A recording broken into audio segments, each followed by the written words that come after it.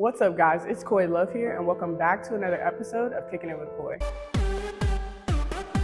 Today I'm here at the CBCSA, and we're going to hear from K-Rahn Vallatine as he talks about his book, Beyond the Crack Generation. So let's get into it.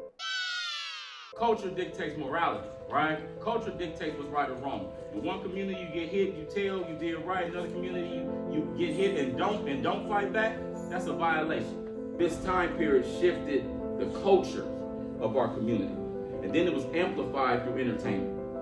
I think the biggest lingering problem facing our communities is the way it shifted our culture. You know, when the crack epidemic hit, it shifted our culture and inverted our generational rankings, where now self-identity and things of that nature has been skewed. Growing up at that time period, you know, a lot of our values that I hear from previous generations, we didn't grow up having. We grew up wanting everything to be fast. We want everything money, you know, flashy, disrespect to the communities and things of that nature.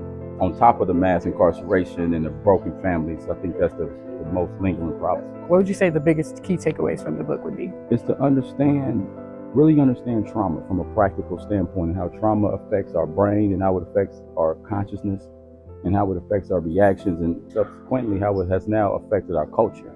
So now we have cultural norms that we consider this is the way we do things, but they're really trauma responses. And it's very hard to get out of that when it's been intergenerational. So give yourself permission to be great. Whatever you feel in your heart, where you want to make the impact, go for it. Don't talk yourself out of it. Go for it. Okay, so I'm here with Julia Alexander. Okay, Julia, you were on the panel. Can you just tell us your biggest takeaways from the conversation today with K-Rahn? Yeah, absolutely. I would definitely say my biggest takeaway is that there's so much that needs to be done with our community, and that we definitely have to tap into our youth.